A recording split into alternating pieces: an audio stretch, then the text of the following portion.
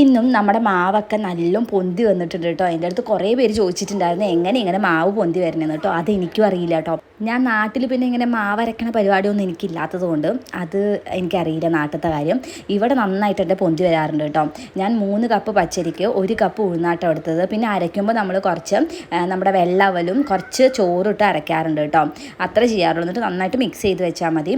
അപ്പോൾ നമ്മുടെ ഇന്നത്തെ ബ്രേക്ക്ഫാസ്റ്റ് എന്ന് പറയുന്നത് ഇഡ്ഡലിയും സാമ്പാറുമാണ് കേട്ടോ. സാമ്പാർ പരിപ്പാണോ എന്ന് എനിക്കറിയില്ല. എനിക്ക് കണ്ടപ്പോൾ അത് നമ്മുടെ പരിപ്പോട് ഉണ്ടാക്കുന്ന പരിപ്പ് പോലെ തോന്നിയിട്ടോ. എന്ത് പരിപ്പാണെങ്കിലും സാമ്പാർ അങ്ങനെ ഉണ്ടാക്കിയാൽ പോരെ. ഇവിടെ ഇഷ്യൂ ചെയ്യണതായതുകൊണ്ട് ഈ പരിപ്പ് എപ്പോഴും പരിപ്പോട് ഉണ്ടാക്കാൻ പറ്റില്ലല്ലോ. അതുകൊണ്ട് നമ്മൾ സാമ്പാർ വെച്ച് അങ്ങോട്ട് തീർക്കും കേട്ടോ. പിന്നെ നമ്മൾ സാമ്പാർ ഉള്ളതുകൊണ്ട് വേറെ കറിയൊന്നും വെച്ചില്ല. നമ്മളൊരു ഉപ്പേരി വെച്ചു. നമ്മുടെ എന്തുപ്പേരി, കോവയ്ക്ക ഉപ്പേരി വെച്ചു കേട്ടോ. പിന്നെ നൈനൂനാണെങ്കിൽ ഒത്തിരി വർക്ക് ഉണ്ട് കേട്ടോ. കൂടുതൽ വർക്ക് എനിക്കാണ്. എല്ലാം ചെയ്ത് തീർക്കണം ഗൈസ്. ഒന്നും ചെയ്തിട്ടില്ല. നൈനൂനാണെങ്കിൽ നെക്സ്റ്റ് വീക്ക് സ്കൂൾ തുറക്കുകയാണ് കേട്ടോ. അതിൻ്റെ ഒരു കുറച്ച് സങ്കടമുണ്ട്, കുറച്ച് സന്തോഷമുണ്ട് കേട്ടോ. പിന്നെ എനിക്കൊരു പാഴ്സൽ വന്നിട്ടുണ്ടായിരുന്നു. ഈ പാഴ്സൽ എന്ന് പറയുന്നത് ഇതിൻ്റെ ഏറ്റവും റേറ്റ് കുറവുള്ളത് ഞാൻ മീഷോയിൽ കണ്ടിട്ടുണ്ടായിരുന്നു ഒരു 2-3-4 കൊല്ലം മുമ്പ്. അപ്പോൾ ഞാൻ ഉമേഷിനോട് മേടിക്കട്ടെ ചോദിച്ചു കേട്ടോ. അന്ന് എൻ്റെ കയ്യിൽ കാശൊന്നും ഉണ്ടായിരുന്നില്ല കേട്ടോ.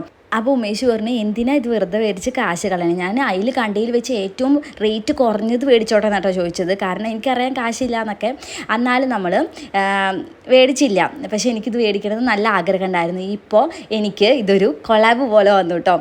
ഞാൻ പറഞ്ഞില്ലേ എല്ലാത്തിനും ഒരു സമയമുണ്ട് ദാസാന്നൊക്കെ കേട്ടിട്ടില്ല. അതുപോലെ തന്നെയാണ് എല്ലാവർക്കും ഒരു സമയമുണ്ട്. അപ്പോൾ നമ്മളെ തേടി വരേണ്ടത് വരും.